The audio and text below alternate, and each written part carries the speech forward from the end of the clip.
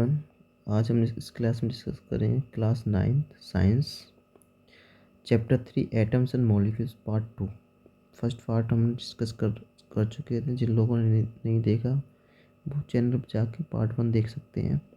Part 2 में जो बाकी बची हुई चीज़ों को हम कवर करेंगे। इसमें क्वेश्चन टोटल थ्योरी है और फिर क्वेश्चन है एक्सरसाइज के और कुछ एक्स्ट्रा क्वेश्चंस भी हैं, वो सारे हम इसमें कवर करेंगे। चलो स्टार्ट करते हैं।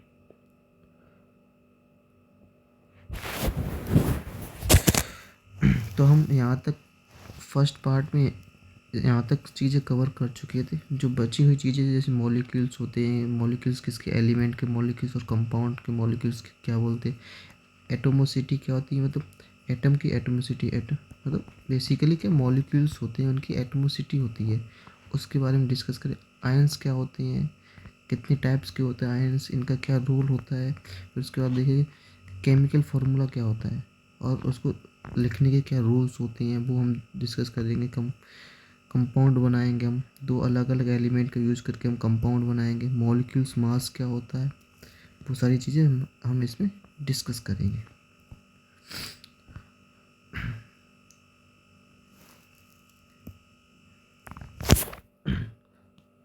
फर्स्ट आता है what is a molecules. Molecules क्या है, देखो a molecule is in general a group of two or more atoms. मतलब दो, कम से कम दो होंगे या दो से ज़्यादा एटम्स होंगे, क्योंकि अगर एक हुआ तो उसको सिर्फ एटम्स ही बोलेंगे, इसलिए कम से कम दो तो होने चाहिए ना। दो होने चाहिए या दो से ज़्यादा होने चाहिए, तभी तो मॉलिक्यूल्स बोलेंगे।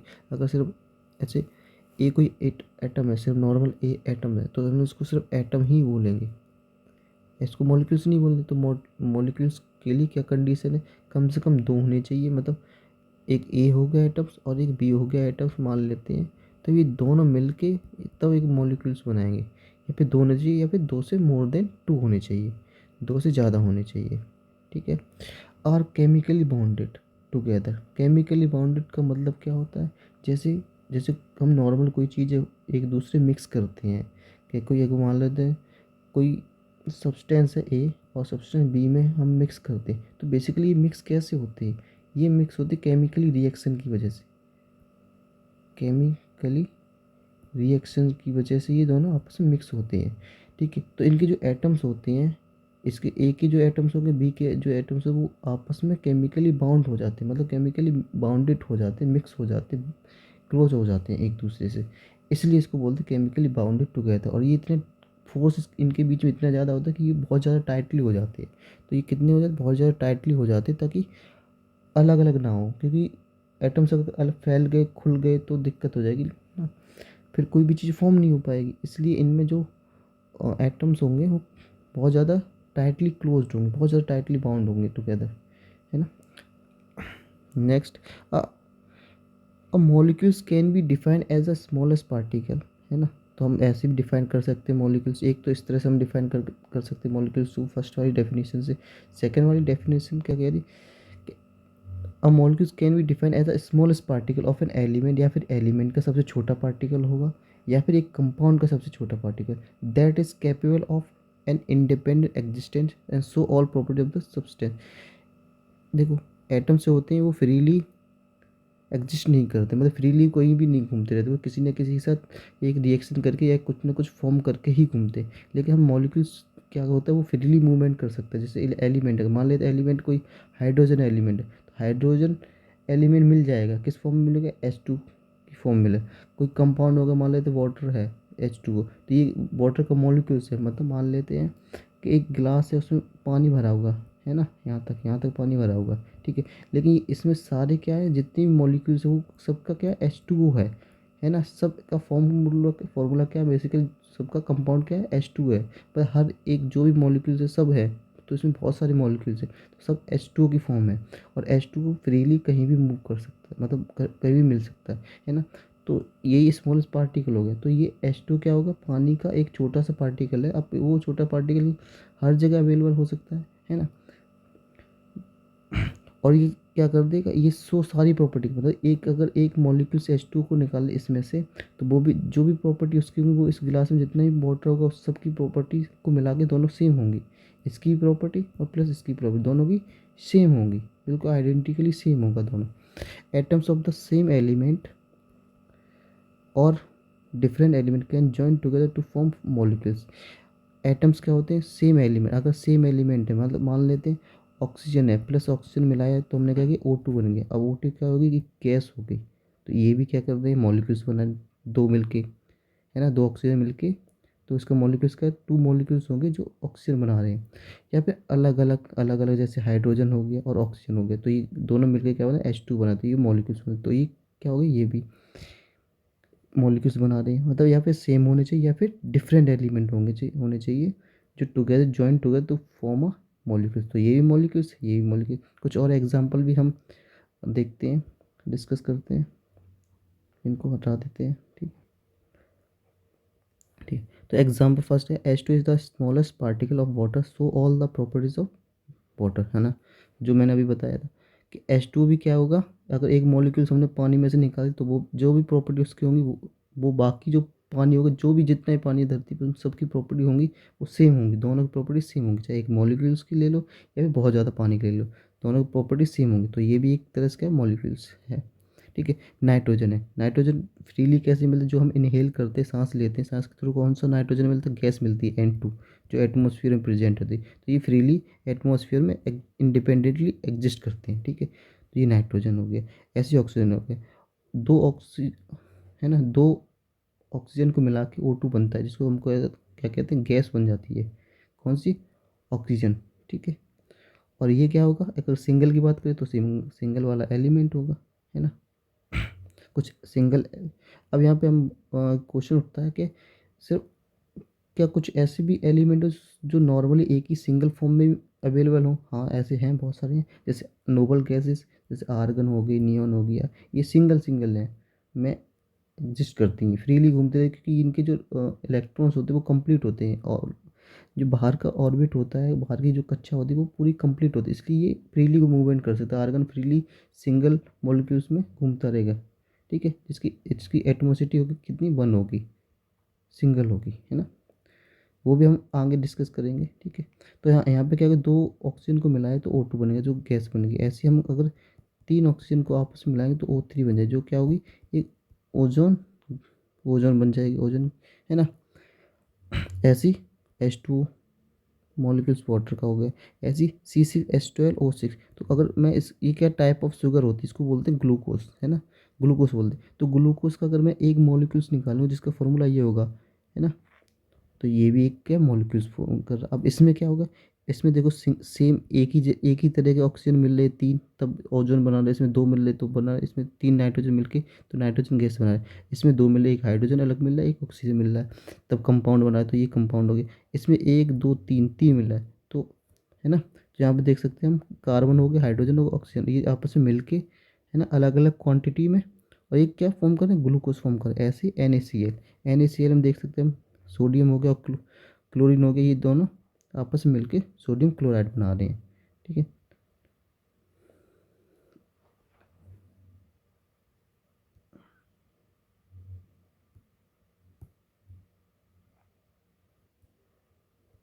अब यहाँ बात है एटमोसिटी ऑफ एटम, एटम्स की, एटम जो भी होते हैं उनकी एटमोसिटी कितनी होती है, और उसको कैसे हम आइडेंटिफाई करते हैं कि जो भी एटम्स गिवन है उसकी एटमोसिटी क्या होगी। जैसे अभी हम ऊपर मॉलिक्यूल्स पढ़ चुके हैं, ठीक है ना, जैसे O2 पढ़ा था, ये एक मॉलिक्यूल से दो ऑक्सीजन मिलके, है ना, जैसे N2 भी पढ़ा था, है ना, O3 पढ़ा, तो ये अलग अलग कुछ और ऑक्सीजन मिल रहे हैं, उससे हमें O2 मिल रहा है, कुछ और ऑक्सीजन मिल रहे हैं, तीन ऑक्सीजन मिल रहे हैं तो उससे O3 मिल रहा है। ऐसे ही दो नाइट्रोजन मिलके ये N2 फॉर्म कर रहे हैं।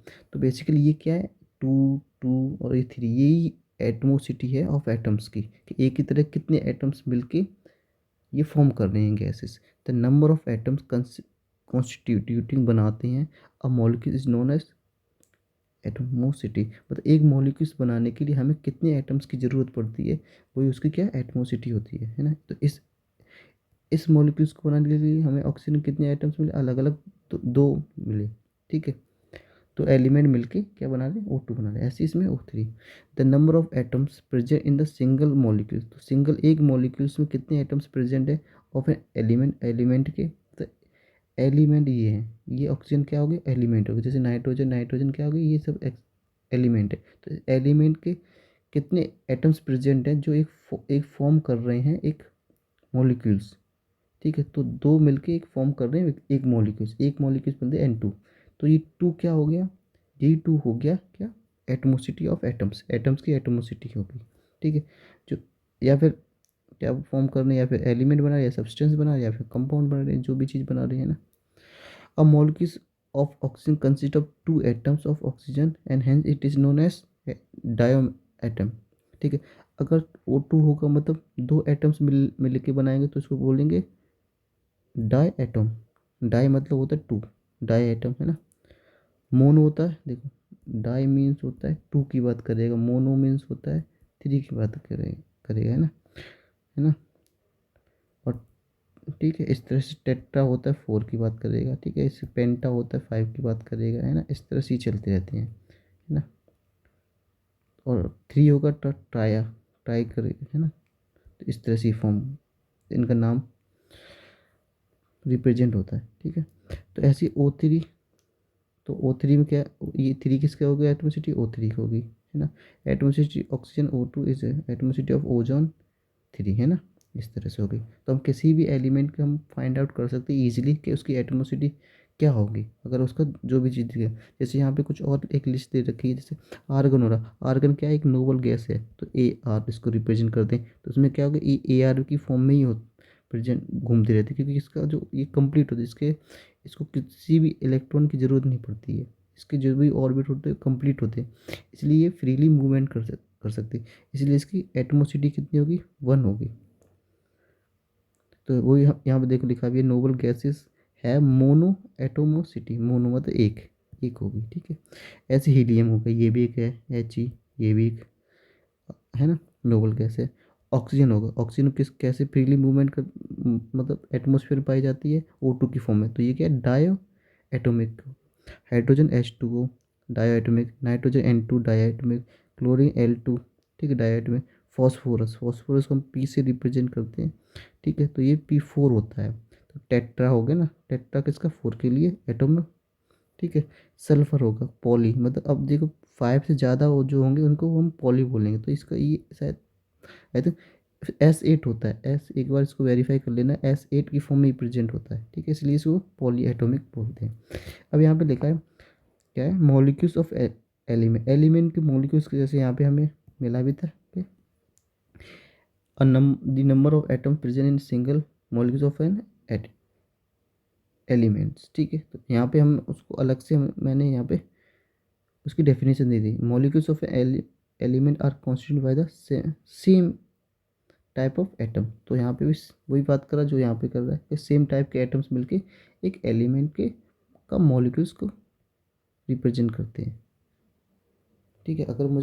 अगर मुझे एलिमेंट के मॉलिक्यूल्स बनाने तो वो सेम टाइप के एटम्स होने चाहिए। तो यहाँ पे भी वही सेम बात बोल दी कि चाहे वो सब्सटेंस हो, चाहे कंपाउंड हो, चाहे एलिमेंट हो, अगर सेम टाइप के क्या होने चाहिए, एटम्स होने चाहिए, तभी वो फॉर्म कर सकता है, ठीक, मॉलिक्यूल्स, ठीक है। नेक्स्ट आगे बढ़ते हैं।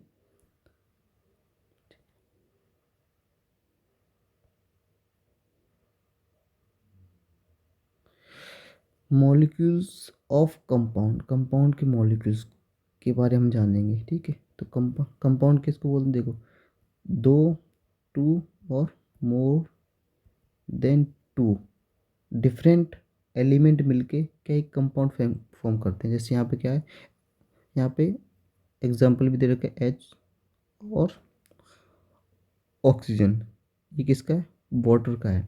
वाटर क्या बोलते हैं, H2O। तो इसके जो मॉलिक्यूल्स होंगे 2:1 की फॉर्म में होंगे, मतलब इस रेशियो में पानी के हर एक मॉलिक्यूल इस रेशियो में मिक्स होंगे। मतलब हाइड्रोजन के दो और ऑक्सीजन का एक मॉलिक्यूल मिलके क्या बनाएंगे, वाटर फॉर्म करेंगे। यहाँ पे जो डेफिनेशन वो क्या कहती है, atoms of different element join together is in defined proportion, एक डिफाइंड प्रोपोर्शन में होगा, ऐसा नहीं कुछ भी नहीं होगा। जैसे अगर मैं यहाँ पे बात करूँ, ये किसका है, 2:1 है, ऐसा नहीं कि कोई एक ए है वो भी वाटर है, कोई गंदा सा वाटर है, बी भी है वो भी वाटर है, कुछ और डिफरेंट टाइप का वाटर है ना। तो ये H2 की फॉर्म कर रहा है, और ऐसा नहीं है कि ये H3O फॉर्म कर रहा है, नहीं ऐसा नहीं होगा। पानी होगा तो वो हमेशा H2O की फॉर्म होगा, जो रेशियो क्या होगा, 2:1, एक डिफाइंड प्रोपोर्शन होगा, एक कांस्टेंट प्रोपोर्शन में ही हमें मिलेगा। जो भी वाटर के मॉलिक्यूल्स होंगे वो इसी फॉर्म में फॉर्म करेंगे, है ना।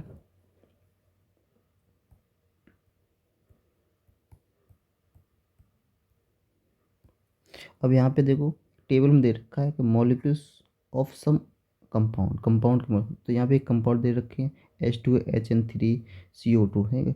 ये किससे बना, हाइड्रोजन और ऑक्सीजन से मिलके बना, ये नाइट्रोजन और हाइड्रोजन से मिलके बना, ठीक है। ये कार्बन और ऑक्सीजन है, CO2 के कार्बन डाइऑक्साइड के कार्बन और ऑक्सीजन से मिलके बना। अब इनके रेशियो देखो, ये हमने फर्स्ट क्लास हमने इसका H2O का मास भी देखा था, वहाँ पे देखा था कि इसका कितना मास होगा, तो इसका जो रेशियो निकला वो 1:8 निकला। इसका मतलब ये भी कह सकते हैं हम कि इनका, हमने फर्स्ट क्लास में हम मैंने बोला था कि इनका जो रेशियो होगा मास का वो भी एक डिफाइन होता है, वो भी एक कांस्टेंट प्रोपोर्शन में होगा। तो जो भी इनका रेशियो होगा वो फिक्स रहेगा।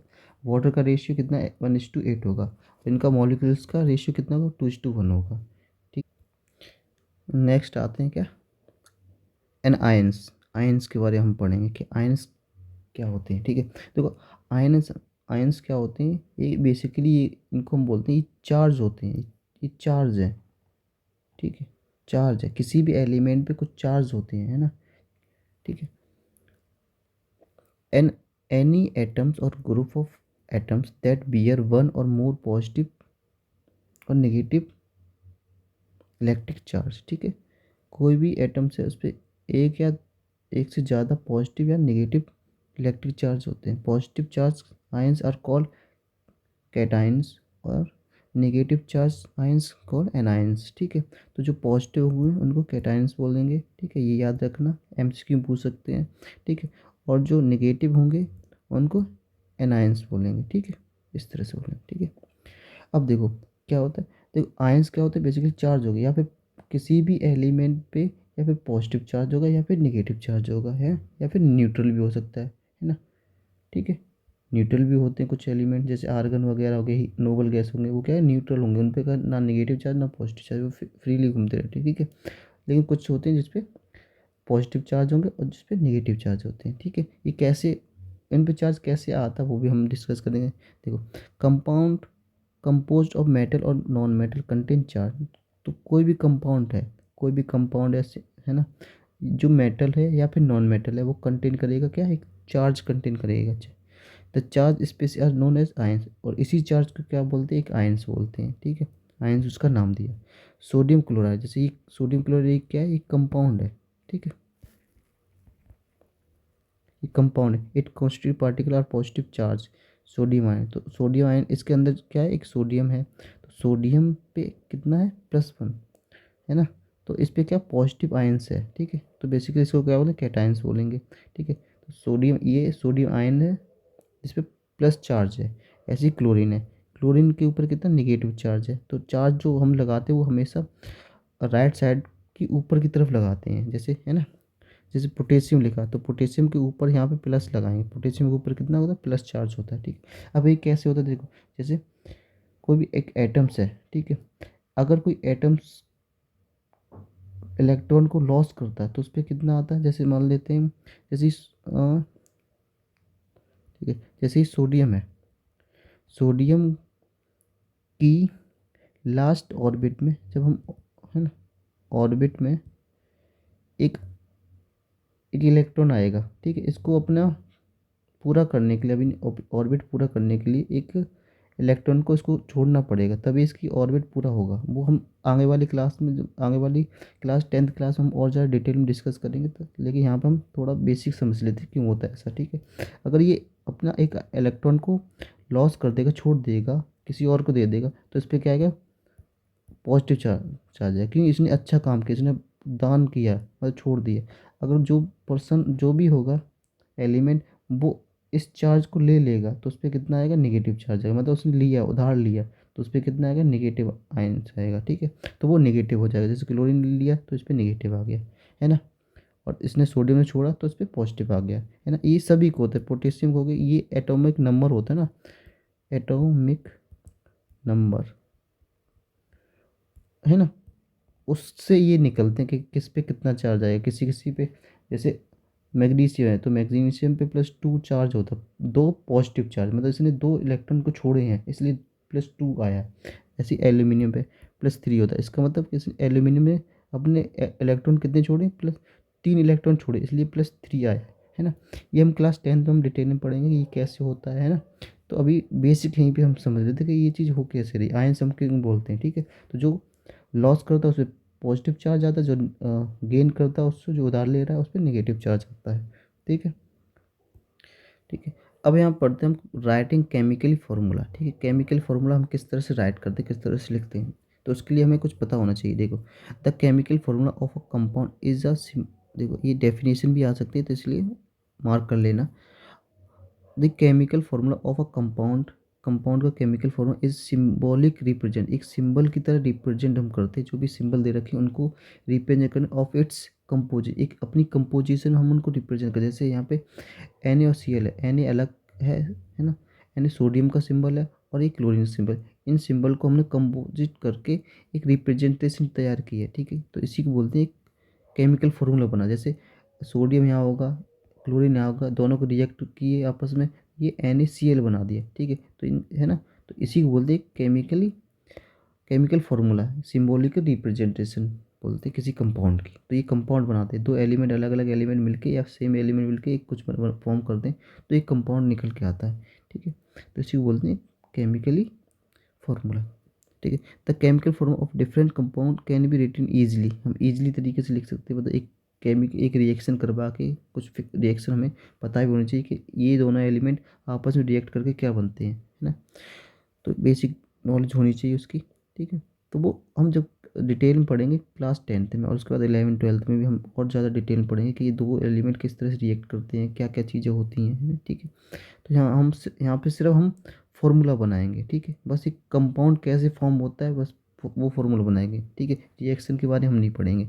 सिर्फ Na है और Cl है, तो Na के ऊपर कितना +1 चार्ज होता है और इसके ऊपर कितना होता है -1 चार्ज, तो ये आपस में इस तरह से क्रॉस होके एक दूसरे के पास चले जाते हैं, तो ये NaCl फॉर्म हो जाता है। तो ये कंपाउंड इस तरह से फॉर्म होता है, दो अलग अलग, एक सिंबॉलिकली रिप्रेजेंटेशन है बस, बहुत इजी होता है। अभी हम और भी एग्जांपल ऐसे करेंगे, ठीक है।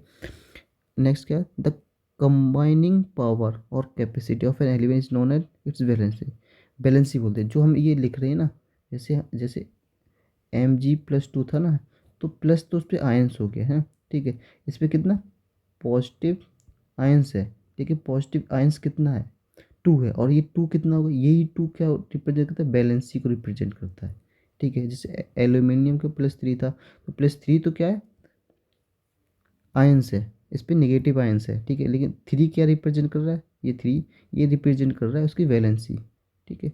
ये वैलेंसी कैसे आता है, ये एटॉमिक नंबर्स के थ्रू इस पर निकाल दें। जैसे हम यहाँ पे डेफिनेशन देखते हैं, valency can be use to find out how the atom of element will combine with the atoms of another, ठीक है।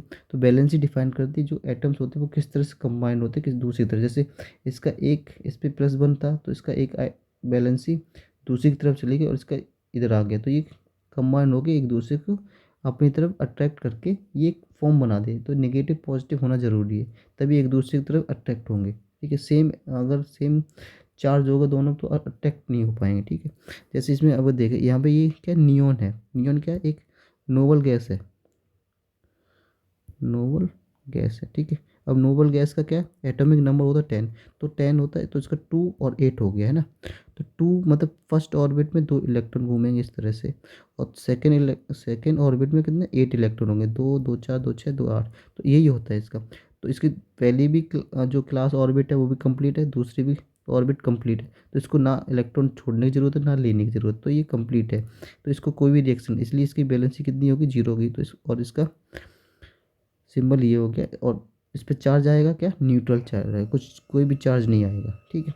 अब यहाँ पे देखो जैसे नाइट्रोजन है, ठीक है, ये नाइट्रोजन है, ठीक है। तो नाइट्रोजन पहले ऑर्बिट में कितने 2 इलेक्ट्रॉन है, ठीक है, 2 इलेक्ट्रॉन 2 कंप्लीट हो गए। सेकेंड में कितने होने चाहिए, 8 होने चाहिए, 1 2 3 4 5 6, तो यहाँ पे 6 है उसको, है ना,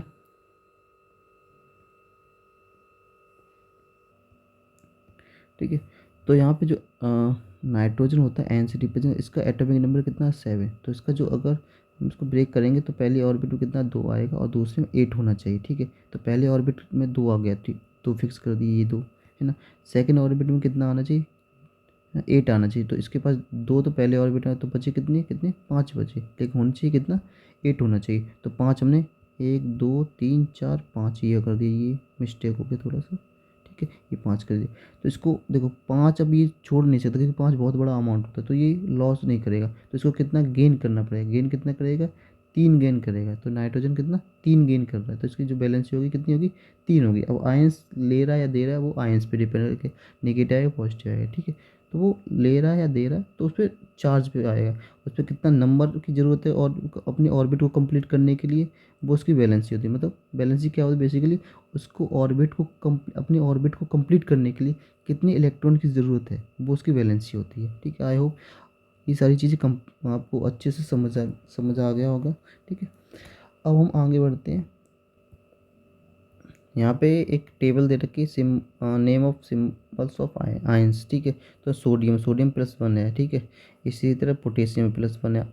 सिल्वर को किससे रिप्रेजेंट करते हैं, एजी से, मतलब आयंस क्या है पॉजिटिव आयन है। कॉपर Cu से, उस पर क्या है चार्ज प्लस है। ऐसे मैग्नीशियम +2, ये 1 है, मतलब ये जो भी ये लिस्ट दे रखी है ये किसकी दे रखी है 1 आयंस वाली, मतलब एक बैलेंस ही 1 होगी और आयन वो आयंस रिप्रेजेंट करेगा। तो ये जो 1 है वो रिप्रेजेंट कर रहा है सिंगल वैलेंसी, और 2 है वो सेकेंड 2 वैलेंसी, और 3 है वो 3 वैलेंसी वाले सिंबल को रिप्रेजेंट कर रहा है ना।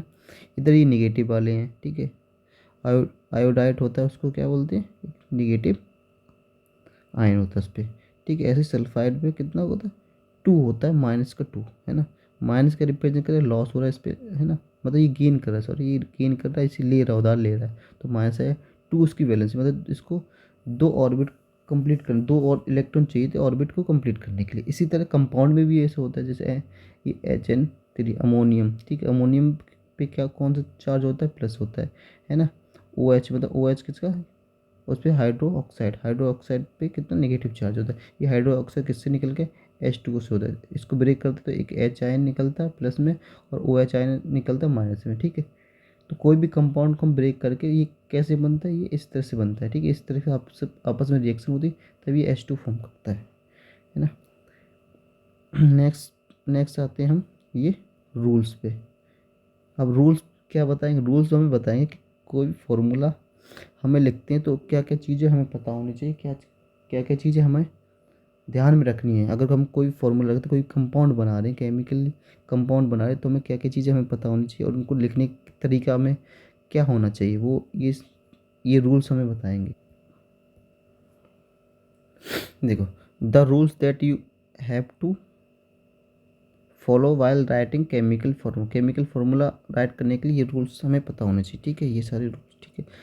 फर्स्ट क्या कहता है, द वैलेंसी और चार्ज, वैलेंसी कितनी होनी चाहिए 1 2 3 है, और चार्ज नेगेटिव है पॉजिटिव है, वो क्या होने आयन मस्ट भी बैलेंस होना, बैलेंस होना दोनों तरफ, है ना। ऐसा नहीं एक एक के ज़्यादा हमने चार्ज अलग, जैसे NaCl है, NaCl के जैसे प्लस होता है, इस पर माइनस होता है, ठीक है। तो दोनों पे एक एक है, कोई दिक्कत नहीं, है ना। तो बैलेंस है, एक पे पॉजिटिव एक दूसरे से, ये भी बैलेंस है। इस तरह इनको मतलब क्रॉस रिएक्ट करवा के NaCl बन जाता है, ठीक है। तो ये एक तरह से बैलेंस होके आता है। ऐसा नहीं है इसको 2 लिख दो इसको 4 लिख दो और फिर NaCl बनाओ, तो ये गड़बड़ हो जाएगा, है ना, फिर नहीं बनेगा, ठीक है।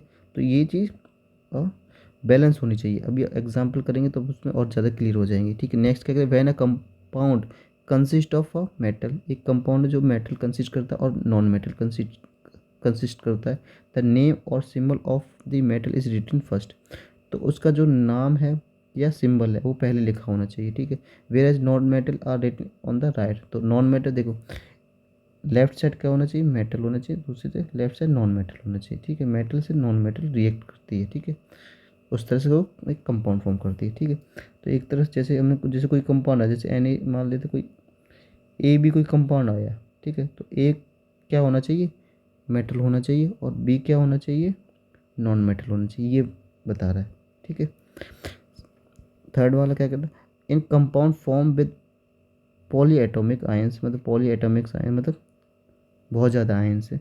The ions is enclose in a bracket, तो उस ब्रैकेट में क्या हो गए, ब्रैकेट के अंदर आने चाहिए जैसे, ठीक है ना। Before writing the number two indicate the ratio. ठीक है, जब किसी भी एलिमेंट हो या फिर है ना, तो उस पर ज़्यादा आयंस हो जाए तो वो एक ब्रैकेट में चले, जैसे MgOH का होल ट्वाइस, तो नीचे आगे देखो ब्रैकेट में नीचे लिख दिया, क्योंकि है ना इस तरह से लिख, क्योंकि इस पर एक चार्ज होता है नेगेटिव का, इस पर +2 का होता है ना, जैसे है ना। तो इसको अगर मैं यहाँ पे इसको कंपाउंड बनाऊँ तो एक Mg इधर आ गया, इधर क्या आ गया OH आ गया, तो इस पर कितना -1 होता है, इस पर कितना +2 का, तो ये दोनों आपस में रिएक्ट करेंगे, तो Mg और इस पर 2 है, तो इस पर 2 चला जाए तो कैसे कैसे इसको लिखेंगे, एक ब्रैकेट में इस तरह से लिखेंगे। ठीक है, ये चीज़ बोल रहा है। ठीक है, और भी एग्जांपल करेंगे अभी। Below the symbol of each element, ठीक है, compound and right their balance. ठीक है, तो ऊपर कंपाउंड होना चाहिए, है ना, सी है, और उनके नीचे उनकी बैलेंसी होनी चाहिए, जो भी बैलेंसी चार्ज के साथ। ठीक है, फर्स्ट राइट एटम्स, पहले एटम्स लिख लिया। ठीक है, right the valency second atom, तो सेकेंड पहले एटम, पहले ऊपर एटम्स आएंगे, ऊपर सारे एटम्स आएंगे, उन एटम्स के नीचे बैलेंसी आनी चाहिए विद, है ना, साइन। साइन आएंगे तो और अच्छी बात है ना, ताकि हमें पता होना चाहिए कौन सा नेगेटिव कौन सा पॉजिटिव है, रिएक्ट करके कंपाउंड बना रहा है। With second item written the valency in the first item. ठीक है, इस तरह उनकी बैलेंसी लिखी होनी चाहिए। ठीक है, अब यहाँ हम देखते हैं कुछ एग्जाम्पल हैं।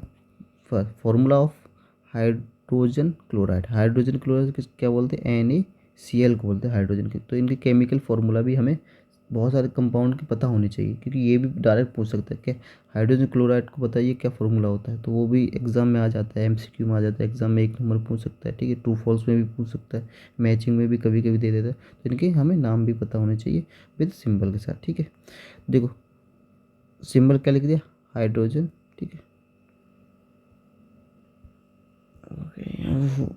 ये मिस्टेक हो गया थोड़ा सा, हाइड्रोजन क्लोराइड होता है क्या, HCl, है ना, ये NaCl क्या सोडियम क्लोराइड होता है, ये थोड़ा सा मिस्टेक हो गया। ठीक है, HCl होगा, ये HCl हमारे पेट में भी स्टमक में भी रिलीज होता है, काफ़ी एक एसिड होता है ये, बेसिकली एक एसिड होता है, काफ़ी स्ट्रॉन्ग एसिड होता है।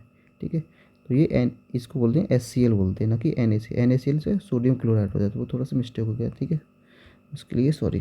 ठीक है, तो सिंबल हमने ऊपर लिख दिया H और Cl। ठीक है, उनकी बैलेंसी लिख दी 1 और 1। ठीक है, ठीक है, अगर हाइड्रोजन में देखें तो +1 होता है, ये -1, तो नेगेटिव पॉजिटिव मिलके तो ये रिएक्ट करेंगे और कंपाउंड बनाएंगे। ठीक है, यहाँ हम इस सारे देखिए इसमें भी नेगेटिव पॉजिटिव नहीं लिखा, इसमें भी नहीं लिखा, लेकिन हम लिख के चलेंगे ताकि हमें पता रहे कि कौन सा नेगेटिव कौन सा पॉजिटिव कौन सा रिएक्ट करे, क्योंकि दोनों अगर पॉजिटिव हो जाए तो दिक्कत हो जाएगी ना, है ना। तो ये नेगेटिव हो गया, ये आपस में मिलके इसकी 1 इसके साथ चला जाएगा और इसका 1 इसके साथ चला जाएगा, नेगेटिव पॉजिटिव इसके बीच में बॉन्ड बनाने अट्रैक्ट करने में काम आएगा। ठीक है, तो क्या बन गया आगे, HCl बन गया आगे। ठीक है, ये कंपाउंड बन गया Fe2, formula of hydrogen sulphide, hydrogen sulphide है ना, तो हाइड्रोजन लिख लिया H और सल्फर लिख लिया। ठीक है, सल्फर के साथ ही रिएक्ट करें। ठीक है, तो इसकी कितनी होती है बैलेंसी 2, और हाइड्रोजन कितनी होगी 1, तो +1 और -1, तो +1 -1 ये रिप्रेजेंट इनका कॉम्बिनेशन बनाएंगे। ठीक है, अब 2 है तो 2 किसके पास चला जाएगा, इसके पास चले जाए, तो H2 और 1 किसके पास है, 1 हाइड्रोजन की थी बैलेंस है, तो 1 किसके पास चले जाए, इसके S के पास चलेगा, तो 1 लिखते नहीं, अंडरस्टूड होता है। तो क्या ये 1 फॉर्मूला जो बन के आएगा वो क्या बन के आएगा, H2S। ठीक है, ये समझ आ रहा है ना, कोई भी दिक्कत तो कमेंट कर देना। ठीक है, formula of ammonium sulphide, ammonium sulphide कैसे बनाएंगे, देखो अमोनियम सल्फाइड बनाने के लिए क्या हमें चाहिए, फॉर्मूला चाहिए NH4, अमोनियम चाहिए और सल्फेट चाहिए, है ना, तभी अमोनियम सल्फेट बनेगा। ठीक है, तो यहाँ पे 2 कंपाउंड आपस में, यहाँ पे एक अलग अलग एलिमेंट मिलके एक कंपाउंड, अब यहाँ पे कंपाउंड मिलके एक नया कंपाउंड फॉर्म कर रहे हैं। ठीक है, तो इस कंपाउंड की क्या बैलेंस थी +1। ठीक है, हम पीछे वाली टेबल में हमने ये सारी चीज़ें देख चुके हैं। ठीक है, तो ये सबकी बैलेंस हमें याद होनी चाहिए। इसकी वैलेंसी कितनी है +1 और इसकी वैलेंसी कितनी -2, तो -2 किसके पास, माइनस और प्लस, तो इस इन दोनों के साथ आपस में रिएक्ट करवाने में हेल्प करेंगे। 2 होगा वो किसके पास चले जाएगा, HN4 के साथ, 1 किसके साथ, SO4 के साथ चला है। ठीक है, तो 1 इसके साथ चला है तो 1 तो अंडरस्टूड होता है, तो 1 तो नॉर्मल सेम वैसे ही लिखा जाए। 2 इसके साथ जैसे ही जाएगा तो क्या हो गया, NH4 का होल ट्वाइस, नीचे आता है इसकी बैलेंसी, दूसरे वाले की बैलेंसी के नीचे आएगी यहाँ पे। ठीक है, तो ये नीचे बैलेंसी आ गई, किसकी है ये बैलेंसी, किसकी SO4 की वैलेंसी। इसकी वैलेंसी कितनी होती, वो 1 होती तो 1 यहाँ लिखेंगे, लेकिन 1 हम लिखते नहीं, वो अंडरस्टूड होता। तो इस तरह से ये फार्मूला आ गया। तो ये फार्मूला बन के आ गया compound. Formula of carbon tetrachloride. Tetra आ गया, देखो टेट्रा मतलब 4, ठीक है, 4 एटमोसिटी किसकी, क्लोरीन की, ठीक है ना, ठीक है। तो अब इनके सिंबल हमने लिख लिए, ठीक है। सिंबल क्या लिखे, कार्बन और tetra chloride, the chloride chlorine, ठीक है। कार्बन और क्लोरीन, ठीक है। कार्बन कितना ले लिए, 4, और क्लोरीन कितना है, 1 होता है, ठीक है। कार्बन की कितनी होती है वैलेंस, 4 होती है, ठीक है। ये नेगेटिव तो ये पॉजिटिव होगा, ठीक है। तो सी हो गया, 1 सी के पास चला गया तो सी आ गया ओनली, और 4 किसके पास चला, क्लोरीन के पास जाएगा तो Cl4 आ गया, ठीक है।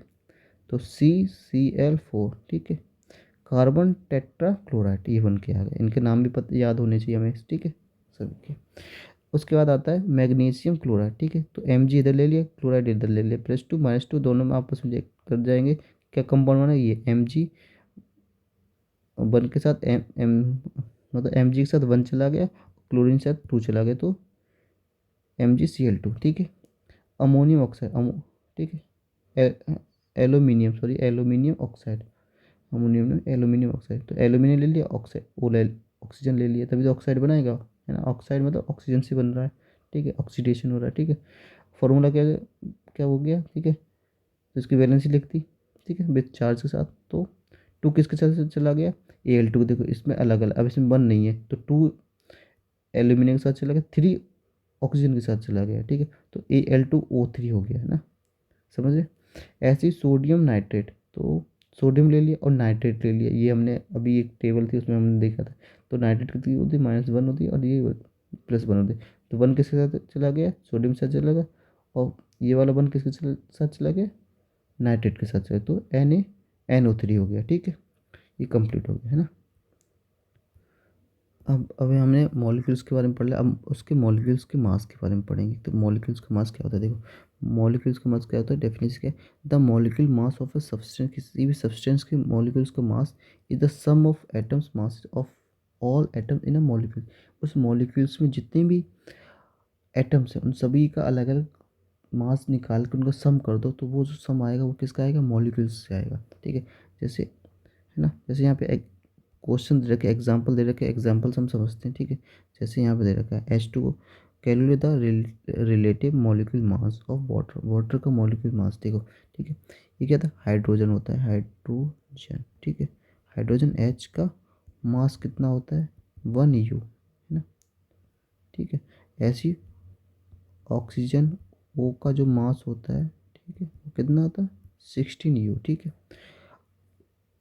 है ना। H2 बनाने के लिए हमें क्या चाहिए, हाइड्रोजन चाहिए और ऑक्सीजन चाहिए, ठीक है। तो हाइड्रोजन का मास हमने ले लिया 1U, और ऑक्सीजन का मास कितना लिया, 16। ये भी हमें, है ना, ये फिक्स होते हैं। हाइड्रोजन का मास होता है 1 और इसका मास होता है 16, ठीक है। अब बोला कि अगर मुझे मॉलिक्यूल्स का इसका मास पता करने के लिए इन मास को हमें ऐड करना चाहिए विद मॉलिक्यूल्स के साथ, कितने मॉलिक्यूल्स हम यूज करें, ठीक है। तो हमें मास ऑफ H2 मतलब वाटर का mass is equal to mass of H2 plus mass of oxygen. कहने का मतलब इसमें 2 मॉलिक्यूल्स हैं और हाइड्रोजन का मास कितना, तो 1 1, एक हाइड्रोजन का मास कितना होता है, 1 होता है, तो 2 का मास कितना हो जाएगा, 2 × 1, ठीक है, ये हो जाएगा, है ना, ठीक है। तो प्लस आ जाएगा ऑक्सीजन का, ऑक्सीजन कितना, एक ही मॉलिक्यूल से, तो 1 × 16, तो ये कितना है, 2 + 16 इज इक्वल टू 18 हो गया। तो ये 18 किसका आ गया, 18U, 18U आ गया मास ऑफ H2 वाटर का। तो वाटर का मास कितना होगा, 18U आ गया, है ना, ठीक है। इसी तरह ये सेकंड वाला हम देखेंगे, ठीक है। सेकंड वाला क्या देगा, मास ऑफ HNO3, HNO3 का मास निकाल। तो हाइड्रोजन का मास, नाइट्रोजन और ऑक्सीजन का सबका मास अलग अलग निकालो, ठीक है। तो मैं डायरेक्ट कर रहा हूँ, देखो हाइड्रोजन का कितना होता है मास, 1 होता है, तो 1 मॉलिक्यूल तो 1 ही रहेगा। नाइट्रोजन कितना होता है, 14 होता है, ठीक है। तो एक मॉलिक्यूल तो 14 रहेगा। ऑक्सीजन कितना होता है, 16 होता है, और 3 मॉलिक्यूल्स हैं, तो मल्टीप्लाई 3 कर दो, ठीक है। 1 + 14 + 48 आ गया, ठीक है। तो ये कितना हो गया, 63 U, ठीक है। तो 63 U किसका आ गया, HNO3 के मास का आ गया। तो HNO3 जो मॉलिक्यूल्स है उसका मास कितना हो गया, 63 U। यहाँ पे हाइड्रोजन है, हाइड्रोजन के जो मॉलिक्यूल्स होगा उसका मास कितना होगा, 18 आ गया, ठीक है। ठीक है। अब यहाँ पे वही फॉर्मूला दे रखा है, ठीक है, जो हमने पीछे अभी क्वेश्चन किया ना, दोनों एग्जांपल किए, तो उसके लिए जो फॉर्मूला है वो ये दे रखा है कि द फॉर्मूला यूनिट मास निकालने के लिए ऑफ अ सब्सटेंस, किसी सब्सटेंस का यूनिट मास निकालने के लिए तब क्या करें, sum of atomic mass of all atoms a formula unit of compound, ठीक है। तो ये फॉर्मूला बन गया, ठीक है। इसको भी याद कर सकते हैं, या फिर डायरेक्ट कैसे हम निकालते वो समझ लो, ठीक है। तो यहाँ पे क्या NaCl दे रखा है, NaCl दे रखा है ना, तो Na एक मॉलिक्यूल से इसका मास कितना दे रखा है, 23 दे रखा है, ठीक है। क्लोरीन का जो मास दे रखा है वो कितना, 35.5 है ना। तो एक एक मॉलिक्यूल से तो 1 का मल्टीप्लाई करके जो भी आए वो कितना आ गया, 58.5 U, ठीक है। तो ये किसका मास हो गया, ये मास हो गया, मास ऑफ NaCl का हो गया, ठीक है। ये होमवर्क में, ठीक है, HW, ठीक है, ठीक है। ये होमवर्क में आप बताना, ठीक है। कैल्शियम कितना होता है, कैल्शियम का होता है 40, ठीक है। कैल्शियम का जो मास होता है वो टेबल थी ना स्टार्टिंग पार्ट 1 में, वो देख लेना। उसमें एक टेबल थी, उसमें सारे मास गिवन थे, वो याद होने चाहिए। तो इसका जो मास होगा कैल्शियम का, ठीक है, कैल्शियम का जो मास होगा वो कितना होगा, 40 होगा। और क्लोरीन का भी हम देख चुके कितना मास है, 35.5, ठीक है। इसका एक मॉलिक्यूल्स तो 1 का मल्टीप्लाई करेंगे, इसका कितने हैं मॉलिक्यूल्स, 2 मॉलिक्यूल्स हैं, ठीक है। तो उसमें 2 का मल्टीप्लाई करेंगे, है ना, और इन दोनों को सम कर देंगे, जो भी आएगा आंसर वो किसका मास होगा, CaCl2 का, ठीक है।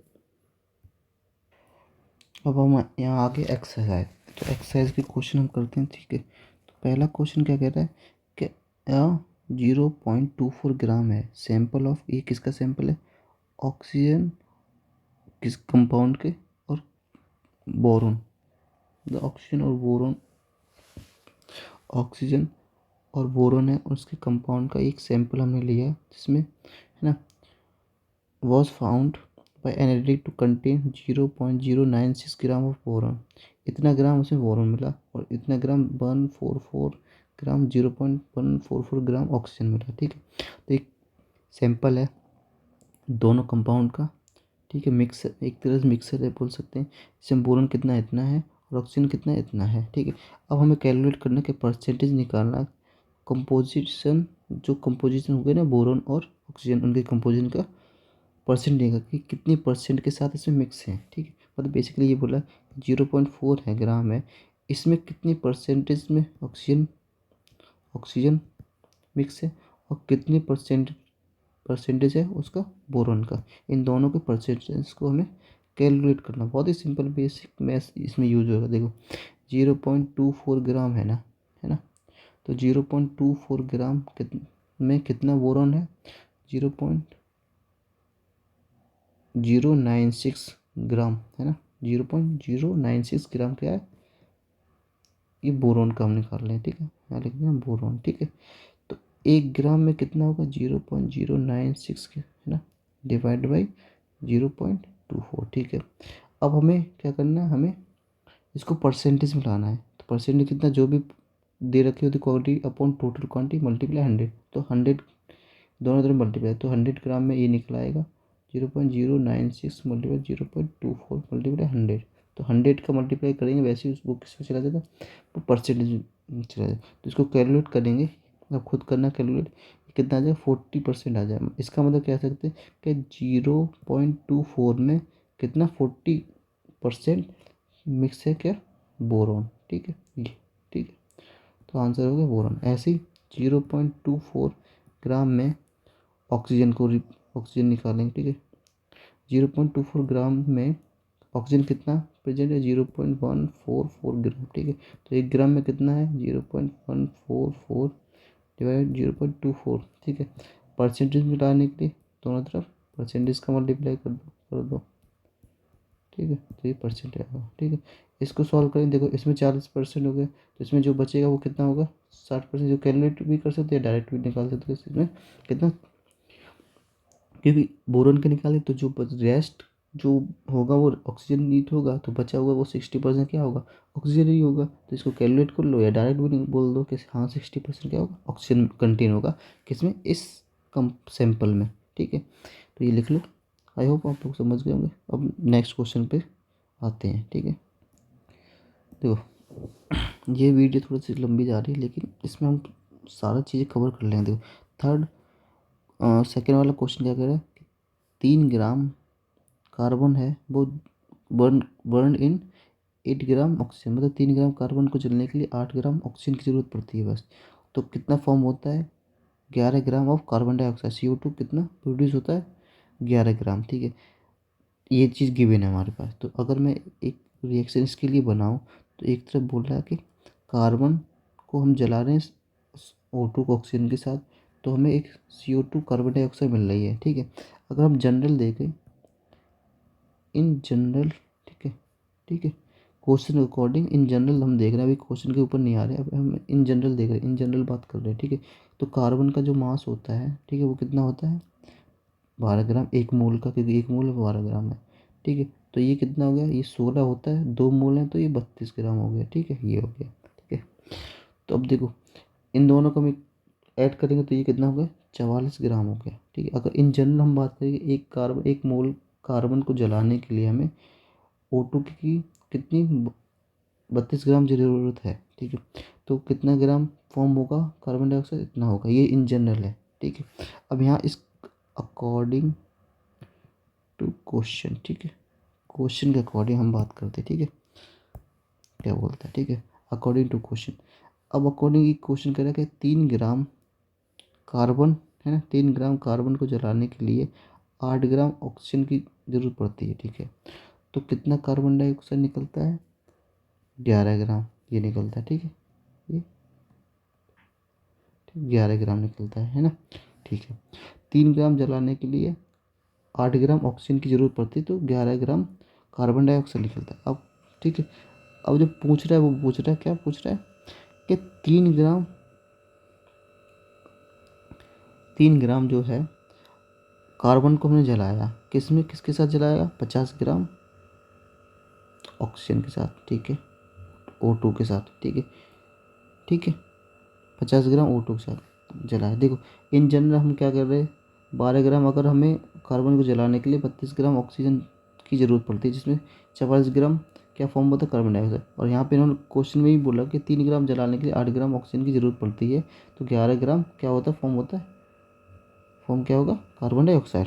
अब यहाँ बोला कि 3 ग्राम को जलाने के लिए 50 ग्राम अगर मैं यूज़ करूँ तो कितना, तो कितना यूज़ होगा ऑक्सीजन, ये पूछ रहा है। ठीक है, तो देखो 3 ग्राम को जलाने के लिए 8 ग्राम जरूरत पड़ती है, तो 3 ग्राम को जलाने के लिए जब 8 ग्राम की ज़रूरत पड़ती है, यहाँ पे भी तो ज़रूरत पड़ती है, तो जो रिमेनिंग जो पार्ट बचेगा बचेगा वो क्या होगा, वो लिविंग बिहाइंड, मतलब एज इट इज़ ऑक्सीजन निकल जाएगा, उसका कोई यूज़ ही नहीं होगा। क्योंकि 3 ग्राम को जलाने के लिए देखो, एक चीज़ को जलाने के लिए एक इतनी छोटी चीज़ यूज़ करनी चाहिए, कर हो रही है एक छोटी चीज़ जलाने के लिए, और हमने उसको इतना इतना ज़्यादा एक्स्ट्रा दे दिया, तो ये एक्स्ट्रा जो होगा वो किसी काम का होगा, वो नहीं होगा, वो एज इट इज़ उड़ता रहेगा, हवा में फैल जाएगा, है ना।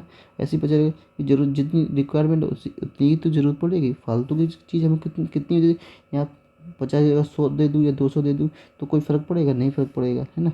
तो बेसिकली 3 ग्राम, हम ऊपर भी देख रहे थे कि 3 ग्राम जलाने के लिए कितने 8 ग्राम की जरूरत पड़ती है, 50 दे दिया हमने, तब भी तो 8 ही ग्राम तो ज़रूरत पड़ेगी, तब भी उतना ही फॉर्म करेगा 11 ग्राम, है ना, है ना, तब भी करेगा। तो अब इसको क्या बोल सकते, इसको बोलते, और इसको लॉ ऑफ कांस्टेंट प्रोपोर्शन बोल सकते हैं। जो जितना पहले ज़रूरत पड़ रही उतना ही अभी ज़रूरत पड़ती है, या फिर हम 50 की जगह 1000 कर दो, 2000 कर दो, तब भी हमें क्या कितनी ज़रूरत पड़ेगी, 8 ग्राम ही ज़रूरत पड़ेगी 3 ग्राम कार्बन को जलाने के लिए। तो इसको बोलते हैं लॉ ऑफ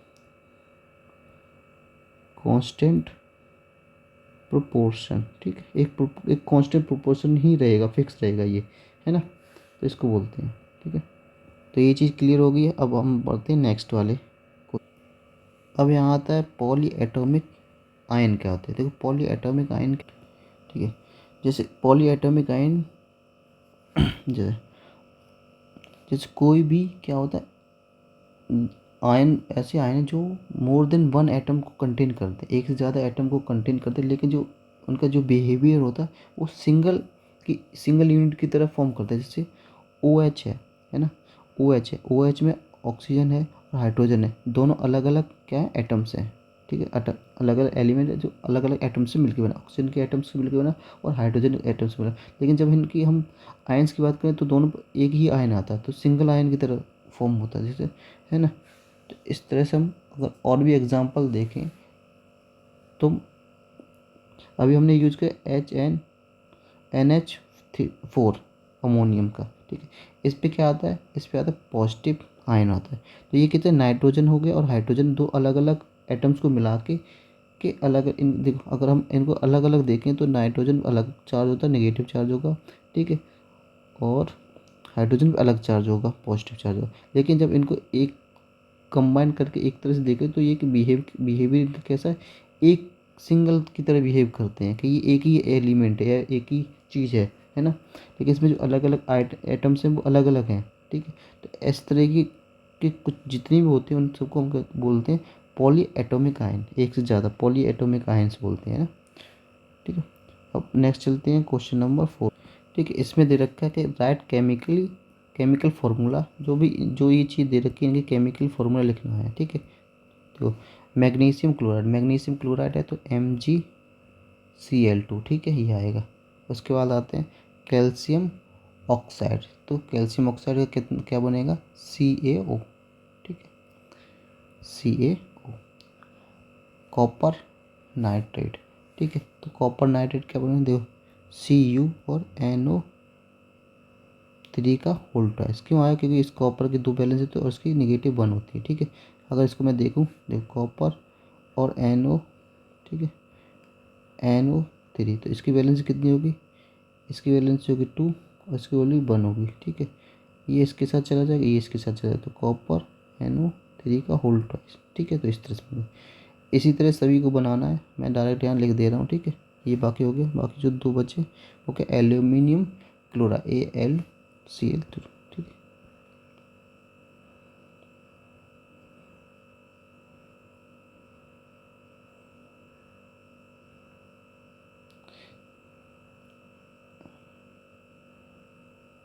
ठीक है, ये हो गया, ठीक है। कैल्शियम कार्बोनेट, ठीक है, CaCO3, ठीक है, CaCO3, ठीक है। इस तरह से हो गया, ठीक है। आगे बढ़ते हैं, ठीक है। क्वेश्चन नंबर 5 क्या बोल रहे हैं बस, ठीक है। तो ये देखो मैंने ये लिख दिया, ठीक है। तो क्वेश्चन नंबर 5 में क्या बोल रहा है कि इनके नेम, जो भी चीज़ें में इसमें यूज़ हो रही है उसका नाम लिखना है हमें, ठीक है। जैसे पहला क्या है, क्विक तो क्विक क्या होता है, कैल्शियम ऑक्साइड, ठीक है। तो कैल्शियम ऑक्साइड तो इसमें क्या यूज हो रहा है, calcium calcium and oxygen use हो रहा है ना। तो ये इनके एलिमेंट के नाम लिखने हैं हमें बेसिकली, ये जो कंपाउंड बना है किस किस किस एलिमेंट के मिला के बना था। जैसे हाइड्रोजन ब्रोमाइड हो तो हाइड्रोजन और ब्रोमाइन यूज होगा, ठीक है। ऐसे baking soda, sodium hydrogen carbonate, तो NaHCO3, इस तरह। तो इसमें सोडियम हो रहा है, हाइड्रोजन हो रहा है, कार्बोनेट मतलब कार्बन भी यूज हो रहा है, ठीक है, कार्बन यूज हो रहा है और ऑक्सीजन भी यूज हो रहा है। तो इसमें कई सारी चीज़ें यूज हो रही है। ऐसे पोटेशियम सल्फेट, तो पोटेशियम सल्फेट में क्या, पोटेशियम भी यूज हो रहा है, सल्फर भी हो रहा है, ऑक्सीजन भी यूज हो रहा है, ठीक है। तो इसी तरह ये भी होता है, ये क्या, मोलर मास, ठीक है। मोलर मास क्या होता है बेसिकली, किसी भी मोल, जैसे C2H2 दे रखा है, ठीक है। अब C2H2 को मोलर मास निकालना है, तो बेसिकली क्या है, 2 × 12 ठीक है, दो मॉलिक्यूल्स है और कार्बन का क्या मास होता है, 12 होता है, प्लस हाइड्रोजन कितना होगा, 1 हो गया। तो ये बेसिकली कितना, 24 प्लस का 2 इक्वल टू कितना, 26 ग्राम होगा। तो ये मोलर मास हो गया कि जो भी उसका मोलर मास, उसके कितना मास उसका है, बेसिकली ये निकालते मॉलिक्यूल्स मास बोल सकते हैं, है ना, कंपाउंड जो भी दे रहा है उसका, ठीक है। तो ये चीज़ हम बहुत ज़्यादा कर चुके पहले भी, तो इन सब की चीज़ें हम निकाल सकते हैं ईजिली, ठीक है। देखिए, और इनके सभी के हमें मास ऑलरेडी पता है, एक टेबल है या फिर गूगल करके आप इनका मास ढूंढ के इनके साथ मल्टीप्लाई करके इजीली निकाल सकते हैं मोलर मास, ठीक है। तो ये भी काफ़ी इंपॉर्टेंट क्वेश्चन है, ठीक है। ये भी इंपॉर्टेंट क्वेश्चन, ये सारे क्वेश्चन इंपॉर्टेंट हैं, ठीक है। ये MCQ में पूछ सकता है या फिर कहीं भी एग्ज़ाम में आ सकता है, ठीक है। इसको प्रॉपर तरीके से इसको कर लेते हैं, ये पूरा होमवर्क में, ठीक है। कमेंट में बताना, ठीक है, कोई भी दिक्कत हो तो आप कमेंट कर सकते, ठीक है। अब बता define the atomic mass unit, ठीक है। One atomic mass unit equals to 1/12 mass of C12, इस तरह से होता है। ये C12 क्या था, देखो अगर मैं बात करूँ तो 1/12 मतलब एक पार्ट है, ये एक पार्ट से मल्टीप्लाई कर दिया हमने कार्बन के मास के एटम से, ठीक है। तो उससे अगर मल्टीप्लाई कर देंगे तो हम कितना 1 एटॉमिक मास निकल के आ जाएगा हमारे पास, ठीक है। तो ये हम पहले ऑलरेडी कर चुके। जैसे अगर मैं इसको देखूँ तो इसमें कितना 12 खाने कर लूँ, है ना। तो एक खाने की बात कर रहा हूँ ये, है ना। ऐसे तरबूज का एग्जांपल जैसे जो एनसीईआरटी में दे रखा है, तो तरबूज के बारे में देखो तो इसके बारे में हम पता है, तो तरबूज के अगर मैं 12 पीस कर दूँ तो उस एक पीस के बारे में बात कर रहा हूँ कि उस एक पीस की इक्वल होगा कितना 1 एटॉमिक मास यूनिट, ठीक है। तो इसके बारे में हम ऑलरेडी डिस्कस कर चुके हैं। यहाँ पे थोड़ा सा और मैंने थोड़ा रिवीजन करा दिया। ये बोला not possible to see an atom with naked है, हाँ ये पॉसिबल नहीं है, क्यों, क्योंकि इसको देखने के लिए हमें वेरी पावरफुल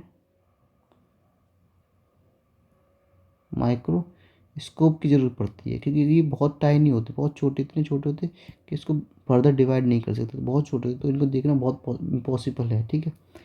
ठीक है, तो इसलिए इनके लिए वेरी पावरफुल माइक्रोस्कोप की ज़रूरत पड़ती है अगर इनको देखना है, ठीक है। तो इसलिए ये दिखती नहीं है ना, तो ये दोनों चीज़ें, ठीक है। एक क्वेश्चन नंबर फर्स्ट है, इसमें दे रखा है 5.3 ग्राम सोडियम कार्बोनेट दे रखा है जो रिएक्ट कर रहा है 6 ग्राम एसिटिक एसिड से, ठीक है, ठीक है।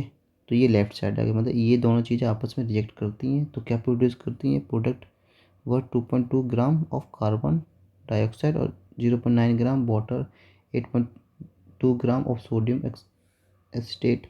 सो these observation are in agreement with the law of conservation of mass. देखो लॉ ऑफ कंजर्वेशन मास निकालना, तो ये जो इक्वेशन हमें दे रखी है, ठीक है। तो लॉ ऑफ कंजर्वेशन क्या होता है, जो लेफ्ट साइड जितना ही मास होता है वो राइट साइड जो भी प्रोडक्ट आया उन सबका क्या होता है, मास इक्वल होता है, ठीक है। तो इसका जो मास दे रखा है 5.3 ग्राम दे रखा है, ठीक है। और उसके बाद एसिटिक एसिड का 6 ग्राम दे रखा है।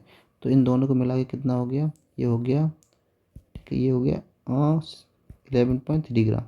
लेफ्ट साइड कितना है, लेफ्ट साइड, ठीक है, लेफ्ट हैंड साइड, ठीक है, लेफ्ट हैंड साइड कितना आ गया 11.3 ग्राम। अब राइट साइड भी इतना होना चाहिए, ये कितना था 2.2 ग्राम प्लस कार्बन डाइऑक्साइड 0.9 ग्राम, ठीक है, प्लस वो 8.2 ग्राम, ठीक है। तो ये कितना हो गया 8, ठीक है, 9 + 2 11 और 2 13 1 हो गया 8 और 10 और 1 11। तो ये हो गया, ये क्या राइट हैंड साइड, ठीक है। तो left hand side is equal to right hand side, देख सकते हैं हम दोनों का इक्वल मास, ठीक है, दोनों की तरफ मास इक्वल है। तो ये फॉलो करता है किसका, लॉ ऑफ कंजर्वेशन ऑफ मास को, ठीक है, ठीक है। नेक्स्ट पे चलते हैं, नेक्स्ट क्वेश्चन पे। सेकेंड क्वेश्चन क्या कहता है कि हाइड्रोजन है और ऑक्सीजन है, उनका रेशियो दे देगा 1:8, ठीक है। मतलब वाटर फॉर्म करने के लिए, H2 फॉर्म करने के लिए, वाटर फॉर्म करने के लिए जो उनका रेशियो होना चाहिए 1:2 मास का जो रेशियो होना चाहिए, ये किसका मास का रेशियो है। तो मास का रेशियो कितना होना चाहिए 1:8 होना चाहिए, क्या कांस्टेंट प्रोपोर्शन है। अब वो लगता है what mass of oxygen gas would be required to react completely with 3 gram. 3 gram hydrogen के लिए कितना ऑक्सीजन का रिक्वायरमेंट होता है, तो वन ग्राम, ठीक है, के लिए 1, तो 3 ग्राम के लिए कितना, ठीक है। तो 3 ग्राम हाइड्रोजन के लिए देखो 1 ग्राम हाइड्रोजन, देखो इस रेशियो से क्या है, 1 ग्राम हाइड्रोजन के लिए कितना ऑक्सीजन की रिक्वायरमेंट है, 8 ऑक्सीजन की रिक्वायरमेंट है, ऑक्सीजन की रिक्वायरमेंट, ठीक है, 8 ही ये रेशियो है।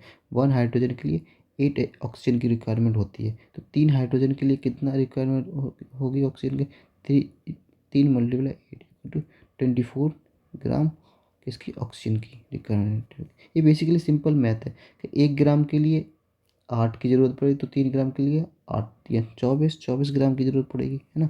सिंपल है, समझ गए, ठीक है। नेक्स्ट चलते हैं, ठीक है। तो ये क्वेश्चन इसमें दे रखा है कि इनके नाम पूछे हैं। तो एल्यूमिनियम सल्फेट को ये बोलते हैं, कैल्शियम क्लोराइड को बोलते हैं, पोटेशियम सल्फेट को KNO3 बोलते हैं, और कैल्शियम कार्बोनेट CaCO3 बोलते हैं। ठीक है, ये याद होने चाहिए, काफ़ी इंपॉर्टेंट है, ये बुक के क्वेश्चन है। ठीक है, उसका how many atoms are present in, ये जो दे रखे हैं इनमें कितने एटम्स, देखो हाइड्रोजन का 2 एटम्स है और सल्फर का कितना, 1 एटम, तो टोटल कितना एटम्स हो गए, 3 एटम्स हो गए। ठीक है, ऐसे इसमें फॉस्फोरस का कितना एटम्स है, 1 एटम्स है, और ऑक्सीजन कितना है, 4 एटम्स है। ठीक है, तो ये कितना हो गया, 5 एटम्स हो गए। ठीक है, तो 5 एटम्स हो गए। ठीक है, ऐसी बेसिक कैलकुलेशन है, कुछ नहीं है। एटम्स पूछे कि फॉस्फोरस के कितने हैं, ऑक्सीजन के, तो टोटल मिला के 5 है। इसमें कितने, 1 plus 2 plus 1 equals 3 atoms total, इसमें H2S, बस इतना ही करना है और कुछ नहीं है इसमें। ठीक है,